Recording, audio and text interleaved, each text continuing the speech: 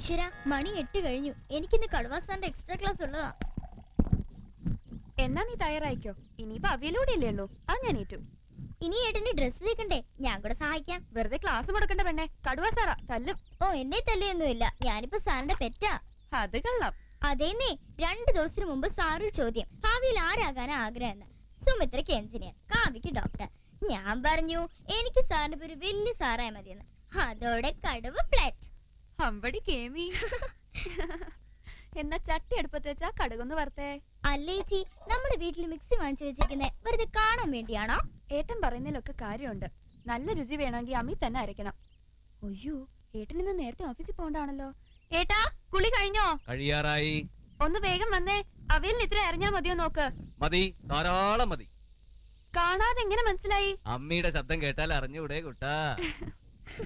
ഓ, കാതുകൊണ്ട് പാകം നിശ്ചയിക്കുന്ന ഒരു പാചക വിദഗ്ധൻ. ഏട്ടൻ റെഡി. കാപ്പി എടുത്തു വെച്ചോ. വേഗം ആവട്ടെ മക്കളെ. എടുത്തു വെച്ചു. ആ, റെഡി റെഡി റെഡി. ഇന്ന് സ്പെഷ്യല് ഏട്ടൻ ഇഷ്ടപ്പെട്ട തക്കാളി കറിയാ. ഇവളെ തൊടിയിച്ചിട്ടില്ല. എന്റെ സ്വന്തം പാചകവാ. എങ്ങനെയുണ്ടെന്ന് നോക്ക്. അസല് ഗംഭീരം. ഇന്നെങ്കിലും ഏട്ടന്റെ ഒരു നല്ല അഭിപ്രായം പറഞ്ഞല്ലോ. ഉപ്പ് കുറച്ചെങ്കിലും ഇട്ടിരുന്നെങ്കിൽ ഒന്നുകൂടെ നന്നായേനെ. തുടങ്ങി കുറ്റം പറിച്ചില്ല. ഇനി എന്തെങ്കിലും മുളക് വിടാൻ മറന്നോ? പക്ഷെ സാരമില്ല, അതിന്റെയൊക്കെ കോട്ടം തീർക്കാൻ വേണ്ടി പുളി കാര്യമായിട്ട് തട്ടിയിട്ടുണ്ടല്ലോ. തനിച്ചുണ്ടാക്കിയപ്പോഴേ ഞാൻ പറഞ്ഞതാ. എത്ര പ്രാവശ്യം ഏട്ടൻ പഠിപ്പിച്ചു തന്നിട്ടുള്ളതാ. 2 പേർക്കും എല്ലാം അറിയാവുന്ന ഭാവം. എന്നെ ഒന്നും ചെയ്യാനും സമ്മതിക്കില്ല. എന്നാ ഒരു ജോലിക്കാരിയെ വെക്കാന്ന് വെച്ചാലോ? അതും വേണ്ട. ഓ, പിണങ്ങിയോ? മക്കളെ, പെൺകുട്ടികളായ നന്നായിട്ട് പാചകം അറിഞ്ഞിരിക്കണം. അന്യരുടെ വീട്ടിൽ ചെന്ന് കയറേണ്ടതല്ലേ. ഭർത്താവിന്റെ വീട്ടുകാർ ആദ്യം നോക്കുന്ന പുതുപ്പെണ്ണിന്റെ പാചകമായിരിക്കും. അത് ശരിയല്ലെങ്കിൽ പിന്നെ അവിടെ നിന്നായിരിക്കും അമ്മായിമ്മ പോരിനെ നാത്തും പോരിന്റെ ഒക്കെ തുടക്കം. അതൊക്കെ ഒഴിവാക്കാൻ വഴിയുണ്ട്. അതെന്താ? ഏട്ടനെ പോലെ നന്നായിട്ട് അടുക്കള പാചകം അറിയാവുന്നവർക്ക് ഞങ്ങൾ കിട്ടിച്ചു കൊടുത്താൽ മതി. മർമ്മം ഗോപാലുള്ള ഇനി എഴുന്നേറ്റില്ലേ? അച്ഛൻ എപ്പോഴേ എഴുന്നേറ്റ് കസരത്ത് തുടങ്ങി.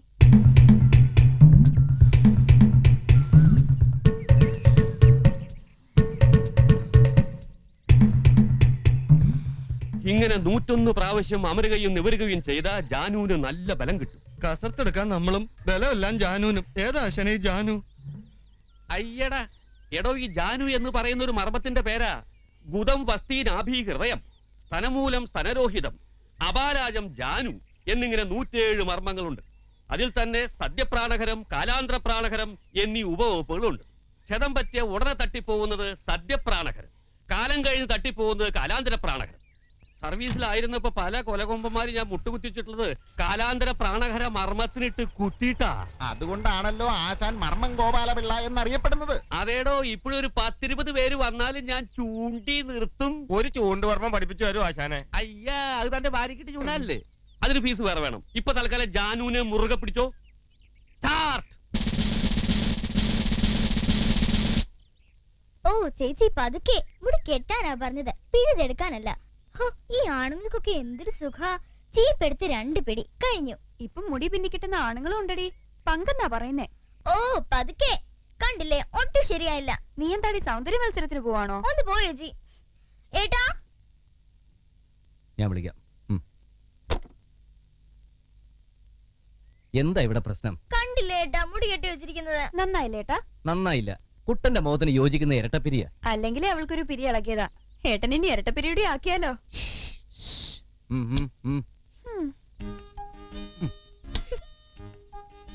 ഇതിപ്പോ സ്കൂളിലൊരു ഫാഷൻ ആയിരിക്കാം.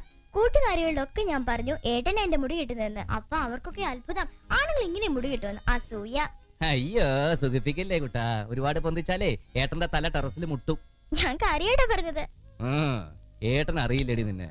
എന്തായാലും എന്റെ ഈ കേശാലങ്കാര പണിയൊക്കെ കുറച്ചു ദിവസം കൂടി മതിയല്ലോ. അത് കഴിഞ്ഞാലോ? ഏട്ടത്തി വരാൻ പോവല്ലേ.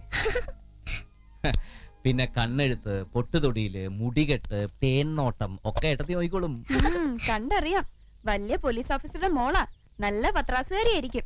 അങ്ങനെ പത്രാസ് കണ്ട് മയങ്ങുന്നവനൊന്നും അല്ല ഏട്ടനെന്ന് എന്റെ കുട്ടന്മാർക്ക് അറിയില്ലേ. പാവമാ, അതുകൊണ്ടല്ലേ ഏട്ടൻ സമ്മതിച്ചത്. അഥവാ അല്പം കുഴപ്പമുണ്ടെങ്കിലും ഞങ്ങള് ശരിയാക്കി എടുത്തോളാം എന്ന് വെച്ച് നാത്തും പോരൊന്നും അല്ല കേട്ടോ. അയ്യാ, സമയായി. ചെല്ല് ചെല്ല്. അയ്യോ,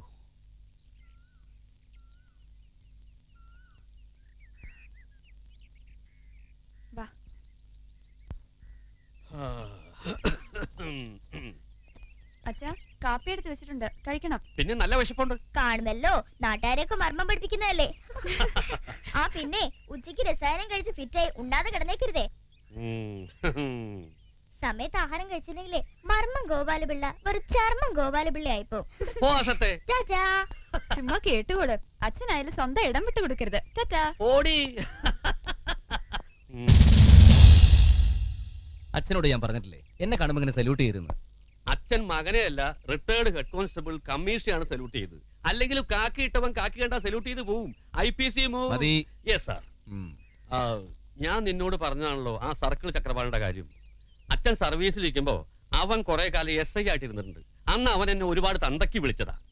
അതിന്റെ ഒക്കെ മുതലും പലിശയും ചേർത്ത് നീ അങ്ങ് വിളിച്ചേക്കണം. അവന്റെ തന്തയും തന്തയുടെ തന്തയും അല്ലെങ്കിൽ വേണ്ട കുടുംബം അടക്കങ്ങ് വിളിച്ചേക്കണം. അതിനെന്തെങ്കിലും കാരണം വേണ്ടേ? ഡിപ്പാർട്ട്മെന്റിൽ കീഴുദ്യോഗസ്ഥരെ തെറി വിളിക്കാൻ മേലുദ്യോഗസ്ഥന് പ്രത്യേകിച്ച് കാരണമൊന്നും വേണ്ട. എന്തെങ്കിലും കാരണം കണ്ടെത്തി 4 തെറിയൊക്കെ വിളിച്ചേക്കണം. എന്താ മറക്കാതെ തന്നെ വിളിക്കൂ. യാതൊരു കാരണവുമില്ലാതെ മറ്റൊരുത്തിനെ തെറി വിളിക്കുന്നത് IPC എത്രാം വകുപ്പിൽ വരും? ഹെഡ് കോൺസ്റ്റബിളെ ചായ തണുത്തു പോകും. തണുത്തോട്ടെ അച്ഛാ. കാക്കിയിട്ട പോലീസ് ഉദ്യോഗസ്ഥന്റെ നാവിൽ നിന്ന് വരേണ്ടതേ തെറിയല്ല, തിയറിയ. Understand? Yes sir.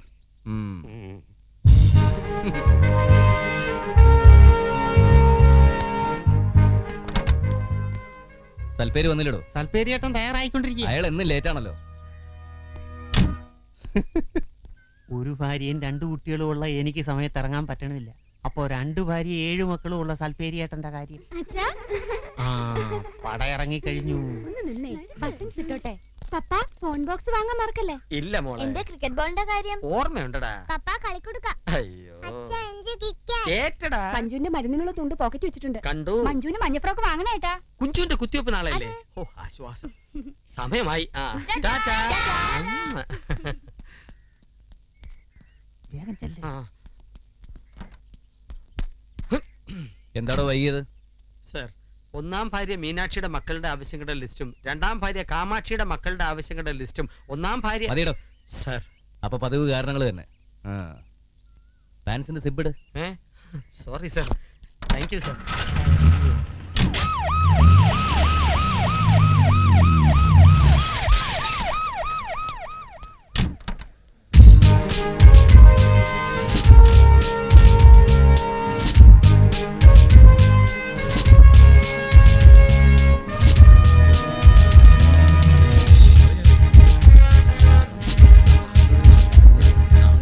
Good morning.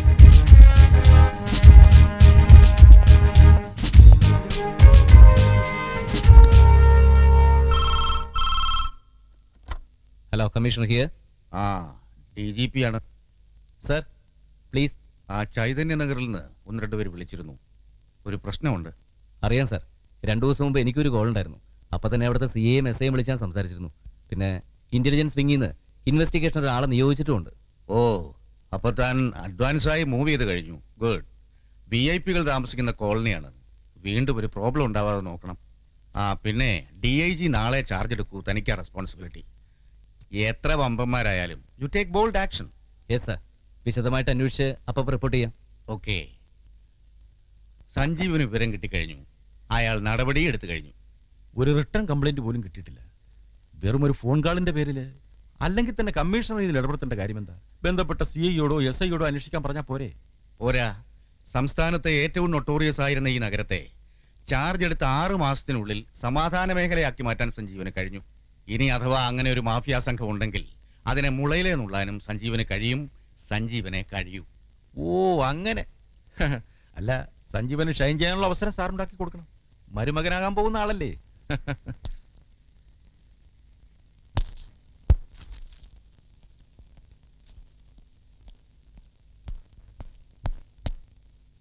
Sir, ആ പെൺകുട്ടി ഇനി എത്തിയിട്ടില്ല.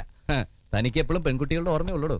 പാടുന്ന പെൺകുട്ടിയുടെ കാര്യമാ. അവളെ കസ്റ്റഡിയിൽ എടുക്കാൻ രാമകൃഷ്ണൻ പോയിട്ടുണ്ട്. ഓക്കെ, വേറെ വകുപ്പുകളുണ്ടല്ലോ. അതെന്തായി? അത് ദാമോദരന്റെ ചാർജിലുള്ള കേസാ. അവനും അന്വേഷണത്തിന് പോയിരിക്കുക. അറേഞ്ച്മെന്റ്സ് ഒക്കെ റെഡി ആവുമ്പോൾ അറിയിച്ചാൽ മതി. സാർ, എന്റെ കോൺസ്റ്റബിൾ ഭാര്യ കാമാക്ഷിയുടെ അനിയത്തി ഒരു വിശാലാക്ഷി ഉണ്ട്. സംഗീത കോളേജിൽ പഠിക്കുക. നന്നായിട്ട് പാടും. നമുക്ക് അവളെ കൂടി ഒന്ന് സൈരിപ്പിച്ചൂടെ സാർ? തന്റെ ഭാര്യയുടെ അനിയത്തിയല്ലേ? അതെ സാർ. അത് വേണ്ട. അയ്യോ, അതെന്താ സാർ? തനിക്കിപ്പൊ തന്നെ 2 ഭാര്യമാരില്ലേ? ഇനി എണ്ണം കൂട്ടണ്ട. Yes sir.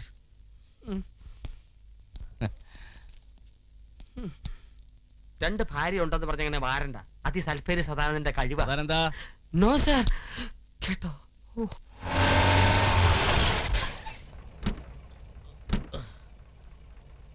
ഭാഗവതിരി മാമ ഒന്ന് വേഗം വാ. വരുന്നതൊക്കെ കൊള്ളാം. എന്റെ മോക്ക് പറഞ്ഞു സമ്മതിച്ച കാശ് കിട്ടണം. അവളെ സിനിമയെ പാടാൻ വിളിച്ചതാ. ചിത്രയ്ക്ക് പകരമായിരിക്കും. ആ തന്നെ. അയ്യോ, പിന്നെ എന്താ പോവാത്തത്? വീട് വിട്ട് പുറത്തു പോവാൻ മോക്ക് ഇഷ്ടമല്ല. അമ്മയെ പിരിയാൻ പ്രയാസമാ. അതുകൊണ്ട് മാമൻ വിഷമിക്കണ്ട. മാമന്റെ മോക്ക് നല്ലൊരു ഭാവി ഞങ്ങൾ ഉണ്ടാക്കി തരും. പിന്നെ വെറുതെ കശപിശ ഉണ്ടാക്കാതെ വാ മാമ വാ.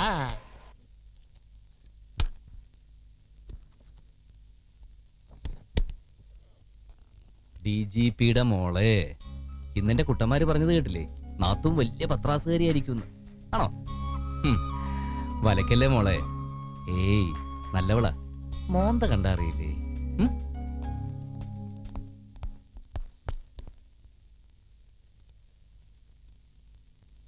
ആ കുട്ടിയെ ഇനി നോക്കണ്ട സാർ. അവൾ ഗർഭിണിയാണ്. ഗർഭിണിയോ? സാറിന് വിഷമം ഉണ്ടാകുമെന്നറിയാം. നിങ്ങൾ തമ്മിൽ നല്ല കോമ്പിനേഷനിലായിരുന്നല്ലോ. സഹകരിക്കാൻ പറ്റാത്തതിൽ ആ കുട്ടിക്കും വിഷമമുണ്ട് സാർ. സാറിനോട് മാപ്പ് പറഞ്ഞതായി പറയാൻ പറഞ്ഞു.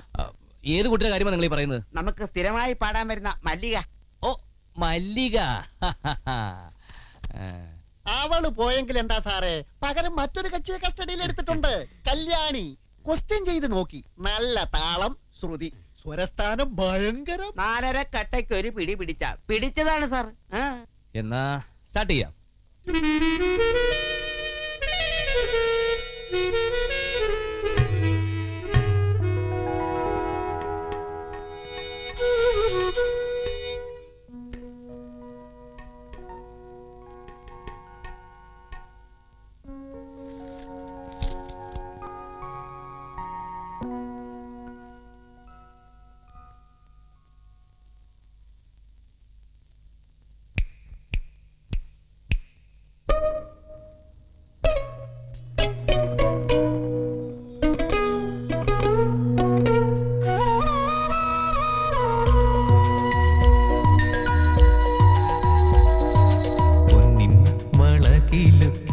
വിളിച്ചുണർത്തി എന്റെ മനസ്സുണർത്തി, പൊന്നിൻ വളയിലുക്കി വിളിച്ചുണർത്തി.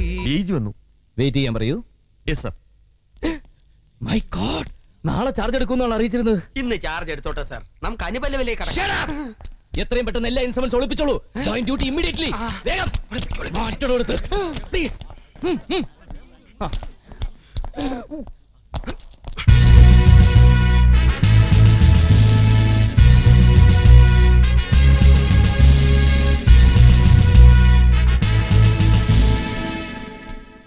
സാർ നാളെ ചാർജ് എടുക്കുമെന്നാണല്ലോ പറഞ്ഞിരുന്നത്. എനിക്ക് ഇന്ന് ചാർജ് എടുക്കണമെന്ന് തോന്നി. അതുകൊണ്ട് ഇവിടുത്തെ യഥാർത്ഥ സെറ്റപ്പ് ഒക്കെ മനസ്സിലാക്കാൻ കഴിഞ്ഞല്ലോ. നമുക്ക് ഓഫീസിലേക്ക് ഇരിക്കാം സാർ. ഇത്രയും പ്രായമായിട്ടും പെൻഷൻ ആകാറായില്ലേ? ഞാൻ ഇവളുടെ അച്ഛനാ സാർ. മോക്ക് കൂടുന്നതായിരിക്കും. എന്താ വനിതാ പോലീസ് യൂണിഫോം അല്ലേ? അത് വനിതാ പോലീസ് അല്ല സാർ. തന്റെ കക്ഷത്തിൽ എന്താണോ? ലാത്തി. ഡിപ്പാർട്ട്മെന്റ് അറ്റത്ത് ദ്വാരമുള്ള ലാത്തി ഇറക്കി തുടങ്ങിയോ? എന്തൊക്കെയാ കമ്മീഷണർ ഇത്? ഞങ്ങളൊരു പാട്ട് പ്രാക്ടീസ് ചെയ്യായിരുന്നു സാർ. ഇതെന്താ മ്യൂസിക് കോളേജാ? അല്ല സാർ, ഒരു റിഹേഴ്സൽ. ഞങ്ങൾ വല്ലപ്പോഴും ഗാനമേളയ്ക്കൊക്കെ പാടാറുണ്ട്. ഓഹോ, കമ്മീഷണർക്ക് ഗാനമേളയോ? ഇങ്ങനെയാണെങ്കിൽ കമ്മീഷണർ റോഡിൽ ഡപ്പാക്കുത്ത് ഡാൻസ് നടത്തുമല്ലോ. സാർ ഡിപ്പാർട്ട്മെന്റിൽ നിന്ന് പെർമിഷൻ മേടിച്ചിട്ടുണ്ട്. ഡപ്പാക്കുത്ത് ഡാൻസിനോ? അല്ല സാർ, തൽക്കാലം ഗാനമേളയ്ക്ക് മാത്രമേ ഉള്ളൂ. പിന്നീട് ഞങ്ങൾ ഇങ്ങോട്ട് ട്രൂപ്പ്. കമ്മീഷണർ ഓഫീസിൽ പാട്ടക്കൂത്തും എന്ത് തോന്നിയ സാകാത്തോ സാർ?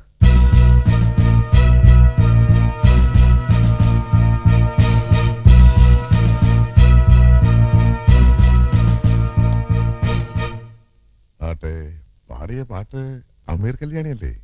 അല്ല സാർ, ഇവളുടെ പേര് നിത്യ കല്യാണി. രാഗത്തിന്റെ പേര് പോലും അറിയാത്ത താൻ എങ്ങനെയാണോ ക്ലാരറ്റ് വായിക്കുന്നേ? Sorry sir. എന്താണോ ഇതൊക്കെ കമ്മീഷണറുടെ കുത്തകാലത്ത് എഴുതിയോ? എല്ലാം എടുത്തങ്ങോട്ട് നിരത്താൻ പറയണോ? എടോ, കാക്കയ്ക്കുള്ളിലെ സംഗീതത്തെ കുറിച്ച് മഹാകവി വള്ളത്തോൾ പാടിയിട്ടുണ്ട്. കാക്കയ്ക്കുള്ളിൽ തുടിക്കും ഹൃദയത്തിന്റെ അകമാനത് കല്ലൽ ഇരുമ്പല്ല, ലാത്തി മാറ്റിക്കൊടുക്കുക തമ്പുരു വാർത്തിടും ഗാനകന്യക ഒന്നിനെ. നോക്കി നിൽക്കാതെ അങ്ങോട്ട് അടിച്ചു പൊളിക്കണോ കമ്മീഷണറെ? നമുക്ക് പറ്റിയ DIG സാർ.